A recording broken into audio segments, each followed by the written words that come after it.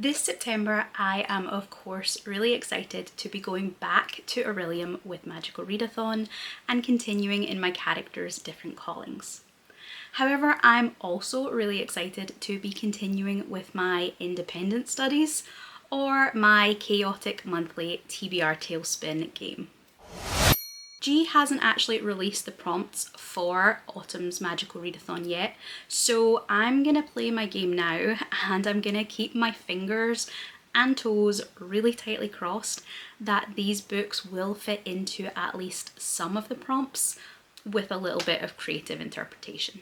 The updrafts will throw you forward, gliding with another dragon knocks you back.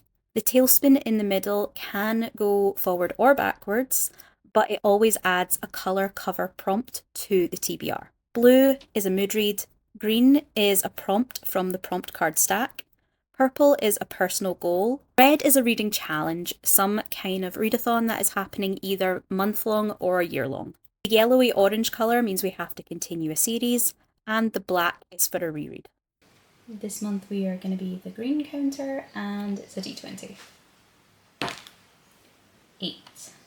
1, 2, 3, 4, 5, 6, 7, 8. Okay, a book with an elemental title.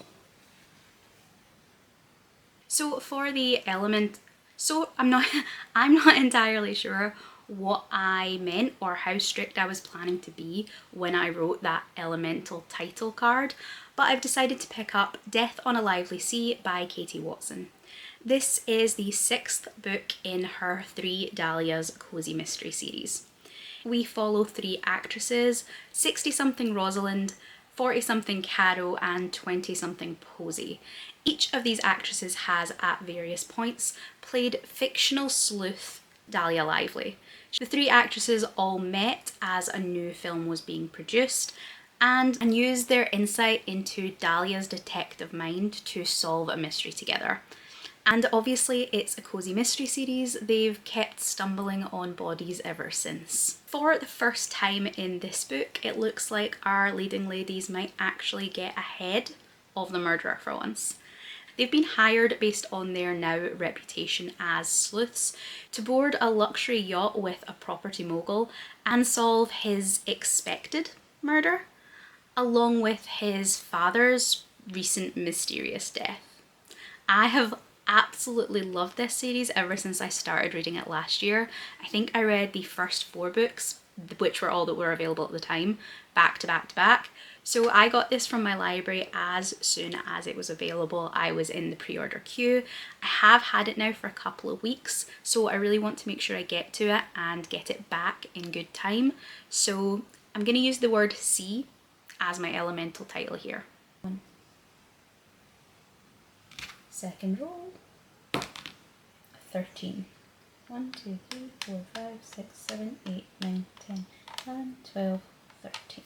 Over the past couple of months, I have been rereading, in my case, the first 3 books in T. Kingfisher's Saints of Steel series with Faye and her Discord group. I'm finally up to book 4, which is Paladin's Faith, and this is the first book which I haven't previously read. These are fantasy romances. Each one follows a different paladin. These are holy warriors whose god has died, leaving the 7 remaining paladins all deeply, deeply traumatized. Each book has given us a different romance with our paladin and someone else, as well as continuing various fantasy murder mystery storylines. In this one, we are following the paladin Shane, and for the first time we have a love interest that we've met before. Marguerite was introduced to us in the first book. She was our female lead's best friend slash landlord and a spy for a neighbouring city. In this one, Marguerite's past is coming to get her and an ex-employer is looking to have her killed. Step in Shane, who's going to act as her bodyguard along the way. Each of these books does the very protective warrior knight trope really, really well, and I think adding this bodyguard angle here is just going to up the ante. While the first book had more of a murder mystery aspect with a little bit of political intrigue, the second one was more of a road trip, the third one more of a locked room challenge. This one looks like it's going to be about politics and spycraft, something that I always enjoy. Roll 5. 1, 2, 3, 4, 5. So a blue cover.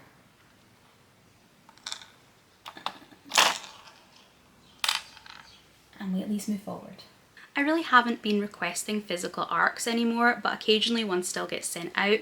And the last one that I currently have on my shelf is Where the Shadows Hide by Amy Clarkin. This is the third book in what I think is called the Paranormal Services Ireland series? Paranormal Surveillance Ireland. I read both the previous novels in the series and I had a really good time with them.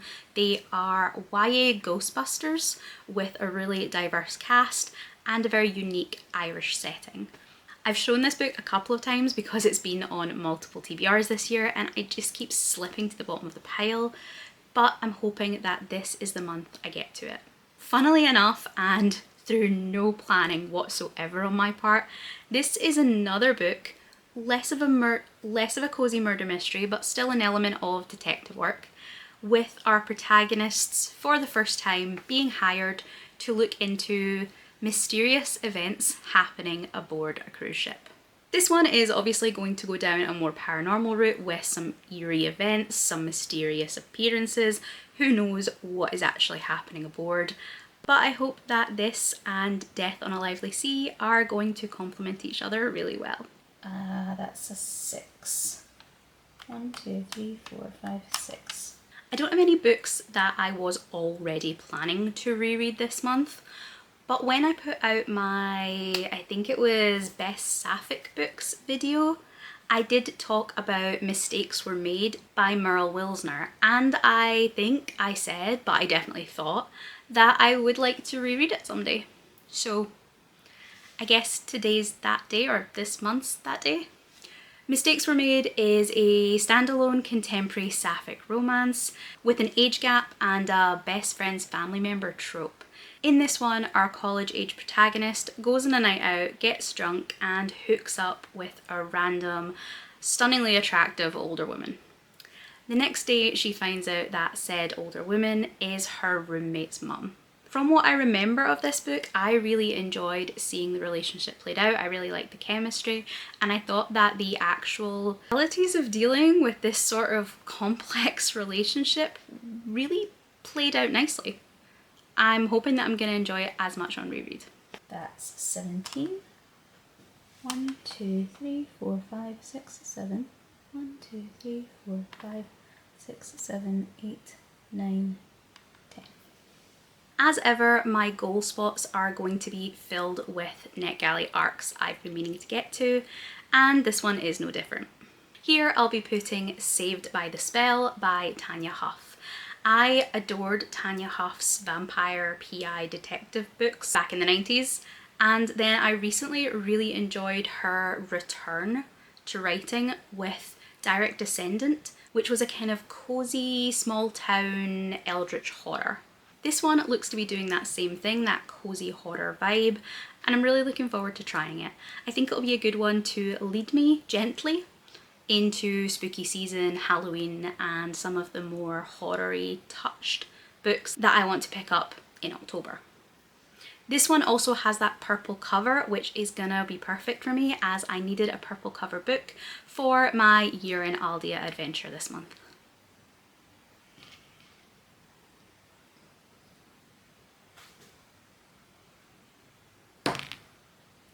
That's a 9. 1, 2, 3, 4, 5, 6, 7, 8. Oh, so close.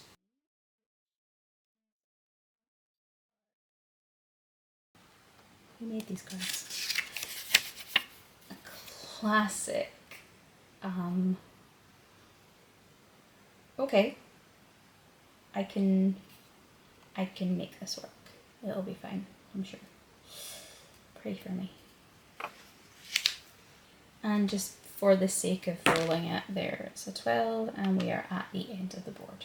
I don't know why I put, well, I know why I put classic in, because I don't push myself to read the very few classics I have on my shelf. I debated picking something much older, but Victober is next month and I might end up picking something for that. So instead, this month I am going to put down for a classic, a book from the 80s, Gaywick by Vincent Varga. I talked about it in my TBR for the Reading Wren's Pride Bingo. This is the first gay gothic romance. It previously was incredibly hard and incredibly expensive to get hold of, but earlier in the year it was released digitally for the first time ever. I pre-ordered a copy.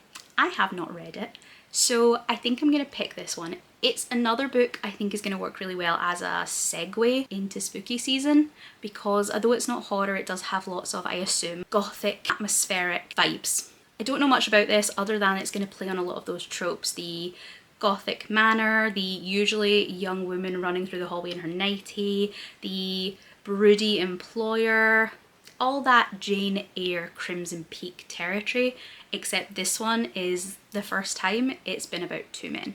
So that's my TBR for the month, not including the 30 odd prompts that I might end up with from Aurelium. I really hope that they're gonna overlap. I really hope I can make it work, but in the off chance I can't, then I think some of these might have to be pushed aside into October, and I'll be focusing on my Aurelium calling as a priority. Let me know what you think of my choices. Would you have picked something else for any of these prompts? Let me know if you are doing Aurelium. Hopefully that TBR will be up with you soon. And I hope that I'm going to see you in the next video and in future videos and in future TBRs to come. Thanks for watching.